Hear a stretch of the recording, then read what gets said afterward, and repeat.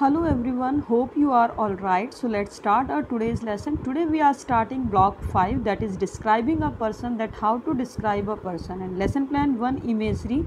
I have already told you many times that imagery is used by a poet to create images in reader's mind.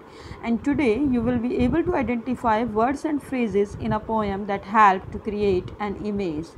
So students, tell me, how can poets or writers create images in reader's mind? They use descriptive words and phrases to create an image in reader's mind. वो कुछ words use करते हैं, कुछ phrases use करते हैं ताकि reader के mind में इमेज क्रिएट की जा सके. Today we will be reading a poem to find out how words and phrases to create images in mind. आज हम एक पोएम पढ़ने वाले हैं जिससे हमें पता चलेगा किस तरह से वर्ड्स और फ्रेजेस यूज़ किए जाते हैं.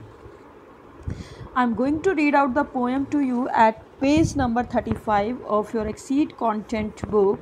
So what do you think the poem is about and what is described in the poem? So आपको क्या लगता है कि पोएम किस बारे में होने वाली है, कौन सा टॉपिक है और क्या डिस्क्राइब किया गया है. So let's start reading the poem at page number 35. The statue on a stone chair in the marketplace sits on a stone gentleman with a stone face. He is great. He is good. He is old as old. How many years I have not been stalled. So poet यहाँ पे बता रहे हैं कि एक market place में एक stone की चेयर है, वहाँ पे एक जेंटलमैन बैठा हुआ है स्टोन का, उसका फेस भी स्टोन का है, बहुत ग्रेट है, गुड है, ओल्ड है वो, और मुझे नहीं पता कितने सालों से वो वहाँ पे है क्योंकि मुझे बताया नहीं गया है. Great things he did a great while ago and what they were I do not know, but solemn and sad is his great square face as he sits high up on his square stone base. लेकिन उसने बहुत great चीज़ें की थी और वो क्या थी ये मुझे नहीं पता है, लेकिन उसका जो सीरियस फेस है, सैड फेस है, स्क्वेयर है, उससे पता चलता है. और वो एक जो है स्क्वेयर बेस के ऊपर, स्क्वेयर स्टोन बेस के ऊपर बहुत ऊंचाई पे बैठा हुआ है. Day after day he sits just go with some words in foreign tongue below. Whether the wind blows warm or cold, his stone clothes alter never a fault. So रोज़ वो ऐसे ही बैठा रहता है और उसके जो स्टोन बेस है उसके नीचे कुछ फॉरेन लैंग्वेज में वर्ड्स लिखे हुए हैं. चाहे गर्म हवा चले चाहे ठंडी हवा चले, उसके जो क्लोथ्स हैं स्टोन के उनमें कोई फोल्ड नहीं आता, कोई क्रीज नहीं पड़ती. One stone hand he rests on his knee with the other stone hand he points at me. एक तो जो हैंड है वो अपने नी पे रखता है और एक पॉइंटिंग कर रहा है एक हैंड से. O why does he look at me in just that way, I am afraid to go and afraid to stay. क्यों मुझ पे ऐसे क्यों देख रहा है, मुझे वहाँ जाते हुए भी डर लग रहा है और कहते हुए भी डर लग रहा है वहाँ पे. Stone gentleman what have you got to say, कि तुम क्या कहना चाह रहे हो, इस तरह से पॉइंट कर रहे हो. So that was the poem. The poem describes a statue in the market though the poet does not use the word statue. We know he is describing a statue after reading the poem.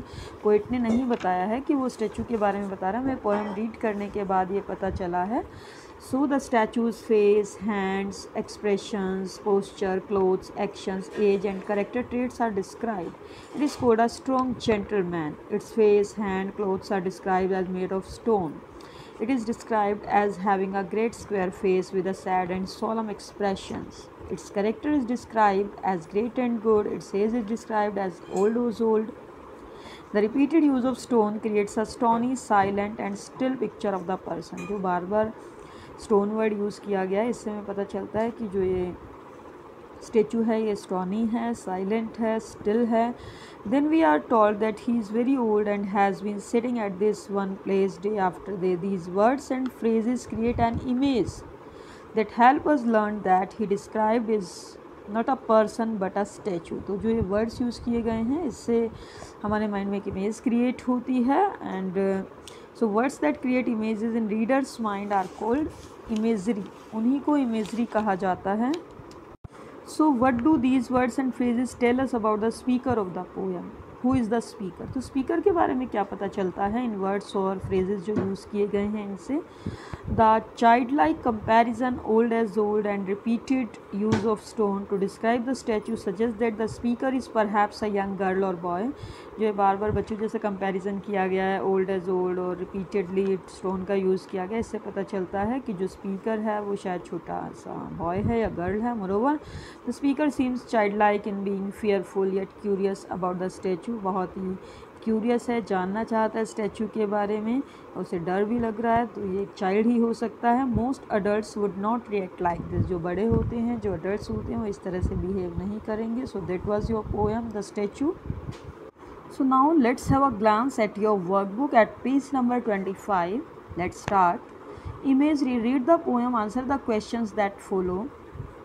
Striped and ferocious, you leapt and pounced through the jungle, proud and mighty, you roared and growled at my family.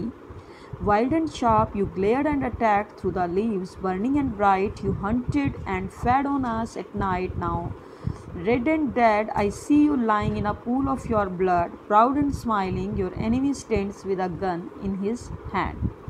So, who does the poet call you in the poem? Draw a picture of it.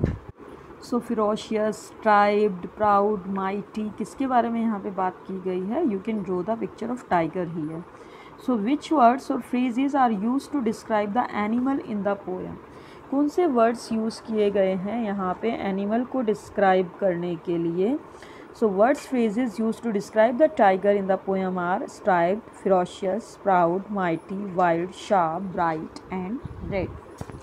Who are us in the line? Burning and bright, you hunted and fed on us at night. तो यहाँ पे जो us use किया गया है वो किसके लिए यूज़ किया गया है? The word us in the line, burning and bright, you hunted and fed on us at night is used for other animals such as lambs who are the tiger hunts and feeds on। जिनका tiger शिकार करता है, जिनको tiger खाता है, उनके बारे में यहाँ पे बात की गई है। So students, I hope you can understand the topic of imagery very well. So do your S1। Thank you, have a nice day.